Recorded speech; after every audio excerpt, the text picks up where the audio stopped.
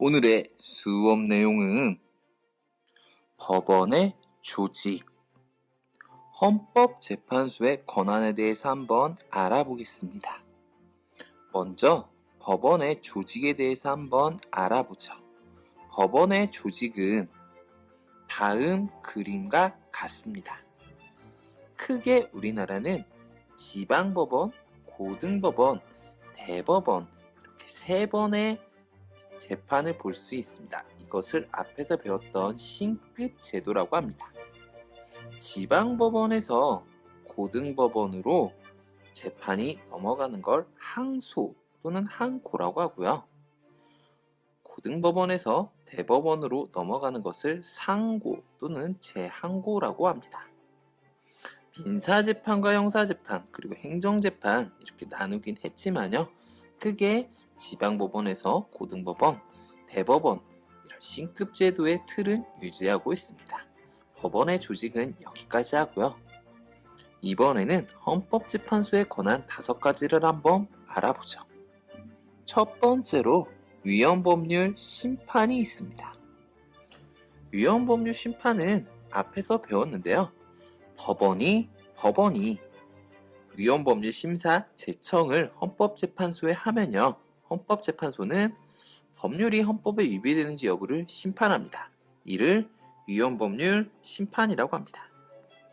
간단하게 예를 들면 A란 50대의 남자가 50대입니다. B라는 20대 여자한테 결혼을 하자고 하면서요. 속였습니다.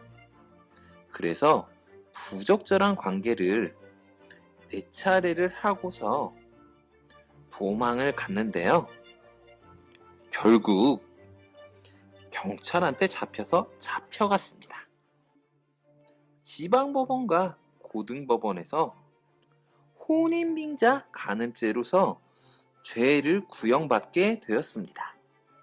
이 변태 같고 얍삽한 A란 남자가 마지막 대법원에서 무죄를 받으려고 합니다. 어떻게 할까요? 나쁜 시키. 이 남자는 이렇게 주장을 합니다. 국가가 개인의 사생활인 성적인 영역에 대해서까지 형벌을 통해서 개입한다. 이것은 부당하다고 판단하여 혼인빙자 간음죄가 있는 형법 제304조는 헌법에 위배된다라고 위헌법률 심판을 대법원에다가 제시할 수 있습니다.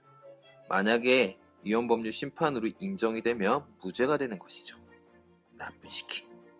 헌법재판소에서 문제가 있다고 인정이 되면 무죄가 됩니다.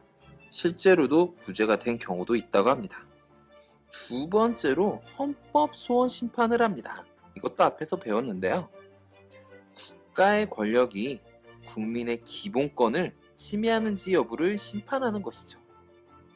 예를 들면 2008년에 미네르바라고 하는 한 농객이 있었습니다. 미네르바라는 사람은 다음에 아고라에서 굉장한 활동을 많이 했는데요. 리먼 브라더스가 파산한다는 걸 예측했고요. 그 당시에 환율이 폭등할 것도 예측해서 맞췄습니다. 그리고 우리나라에 금융위기가 올 것이라고도 예언을 했는데요. 이에 우리나라 정부는 허위사실 유포 혐의로 이 사람을 구속하게 됩니다. 허위사실 유포 혐의죄는 전기통신위반법 47조 1항인데요. 미네르바라고 하는 사람은 헌법소원 심판을 청구해서 전기통신위반법 47조 1항이 잘못되었다, 기본권을 침해한다라고 주장을 했고요. 결국 받아들여졌습니다. 세 번째로 권한쟁의 심판이 있습니다. 이것은 잘 발생하지는 않는데요. 권한쟁의 심판이란 국가기관과 지방자치단체의 권한의 분쟁을 해결하는 것이죠. 예를 들면 홍준표 경남도지사가 무상급식에 반대를 했고요. 경남교육감이 쓰고 있는 무상급식 예산을 감사한다고 이런 식으로 교육청에다가 통보를 한 적이 있습니다. 이에 반발해서 경남교육감은 권한쟁의 심판을 청구했죠. 네 번째로 탄핵 심판도 합니다.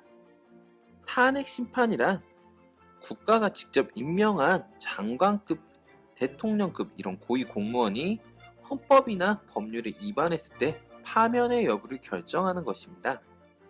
예를 들면 2014년 3월 12일 국회에서 노무현 대통령의 정치적 중립성을 지키지 않는다.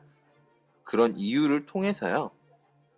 새천년민주당, 한나라당, 자유민주연합이 찬성 139표, 반대 2표 이런 식으로 대통령을 상대로 탄핵소추안을 통과시켰었습니다. 그래서 6개월 동안 자격이 정지되었었죠. 마지막 5번째로 위헌정당 해산심판이 있습니다. 앞에서 배웠었고요. 정당의 목적이나 활동이 민주적인 기본 질서에 위배된다면 해산의 여부를 심판하는 것입니다.